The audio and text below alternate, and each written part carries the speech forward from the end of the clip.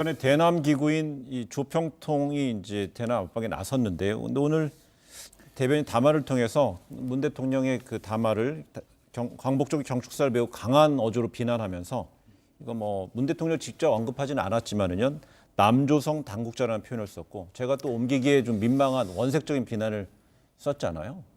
근데 이게 너무 그렇잖아요. 그러니까 바로 그 8.15 경축사가 나온 다음 날 특히 그 조평통이라는 기구는 우리가 잘 알고 있다시피 지금까지 그 지난번에 저희 이제 권정근 그 북한 담당 미국 담당 국장 발언에 대해서는 뭐 우리가 일일이 대응할 필요 없다 하는 쪽으로 정리를 했었죠, 청와대에서. 그런데 이거는 전혀 차원이 다른 거예요. 왜냐하면 조평통이라는 기구는 말하자면 대남 관계를 전담하는 거의 공식 기구란 말이에요. 그러니까 사실은 이거는 정말 북한의 공식 성명이라고 봐야 되고요. 그다음에 한 가지 더 놀라운 거는 대개 여태까지 그 진행되어 온 걸 보면 그 말폭탄을 던지든지 실제 도발을 하든지 둘 중에 하나였죠. 근데 이번처럼 주먹과 욕지거리를 같이 한 건 처음이었다. 그것도 특히 그 문 대통령을 직접 겨냥해서 남조선 당국자라는 게 결국 문 대통령을 이름만 거명하지 않은 것이 사실은 직접 지칭한 거잖아요.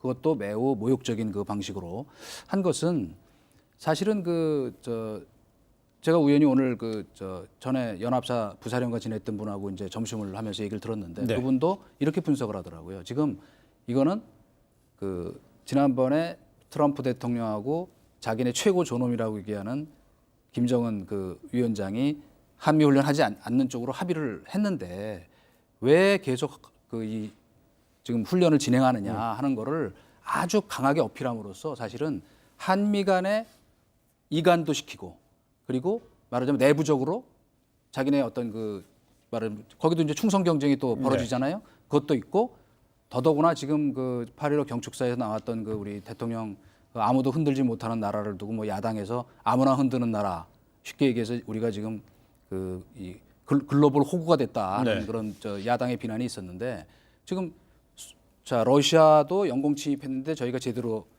어필을 못했고 그죠? 중국과는 이른바 사드 배치 관련해서 지금 뭐 여러 가지로 그 저자세라고 이제 비판받고 있고 일본과는 갈등하고 미국은 또 미국대로 우리 뭐 방위비 문제 갖고 지금 뭐 거의 모욕적인 그런 조롱하는 듯한 태도 트럼프 대통령이 보이니까 차제에 확실히 그 남쪽을 길들이겠다. 그리고 좀 더 중장기적으로는 이 자기네의 어떤 이 한미 훈련을 사실상 없애도록 만들므로써 이 사람들이 재래식 군비의 그 강화에 대해서 중기 지금 군비 증강 계획에 대해서도 아주 이렇게 극렬하게 반응하는 이유가 뭐냐면 자기네 재원으로는 사실 지금 저희의 GDP 규모로 보면 2% 정도밖에 안 되잖아요. 그러니까 같이 군사력 경쟁을 할 수가 없어요. 그렇기 때문에 핵을 개발하는 거잖아요. 그러니까 재래식 군비 그다음에 한미 연합훈련 이거 못하게 함으로써 자기네의 비대칭 전력인 핵의 위력을 더 강화하겠다. 그렇죠. 그런 여러 가지 다목적 그 카드가 깔려 있는 거예요. 그 말씀 맞는데 이제 북한은 자기 나름의 논리를 펴고 있는 게 뭐냐면 그 판문점 선언 그리고 이제 부속 합의서인 9.19 남북 군사 합의문에 보면 어떤 게 있냐면 남북 간의 단계적 군축을 한다. 이 대목이 있어요. 그다음에 어떤 무력 증강 같은 경우는 남북 군사 공동위원회를 열어서 논의한다. 9.19 남북 군사 합의에는 이렇게 되어 있고. 근데 지금 남조선 당국 니네가 단계적 군축한다고 판문점 선언에서 약속해놓고 왜 군비 증강하느냐? 그러면 결국은 남북 합의 위반 아니냐? 북한의 논리는 이거죠. 그럼 거기에 대해서 우리는 뭐라고 얘기합니까? 그런데 그럼 니네는 왜 그럼 미사일 계속 쏘아 올리느냐? 여기서 결국은 이거는 어떻게 접점이 형성될 수 있는 부분이 아니고 한미 훈련 같은 경우도 이런 거죠. 이미 다 보도가 나오지 않았습니까? 이번에 진행되고 있는 한미 훈련에는 어떤 게 포함이 됐냐면 전시작전 통제권이 우리에게 환수되는 걸 전제로 한 가상 훈련. 그러니까 지금 한국군 대장이 지휘를 하고 그러니까 미국 대장이 이제 부사령관을 만나는 식으로 해서 가상 훈련을 하고 있는 거기 때문에 우리로서 안 할 수가 없는 거죠. 왜냐하면 전자권 문제가 걸려 있기 때문에 결국 이렇기 때문에 지금 문재인 정부 같은 경우는 우리 갈 길은 가면서 거기서 또 우리 어떤 스텝을 밟아 나가면서도 관리를 해 들어가는. 그러니까 문재인 대통령의 어제 광복절 경축사를 보면 어떤 표현이냐면 관리라고 하는 단어가 나오고 있거든요. 결국은 상황을 악화시키지 않는 범위 안에서 또 우리가 갈 길은 가는. 이렇게 본다면 지금 문재인 정부의 어떤 대응 기조라고 하는 것들을 폄하할 이유는 전혀 없다.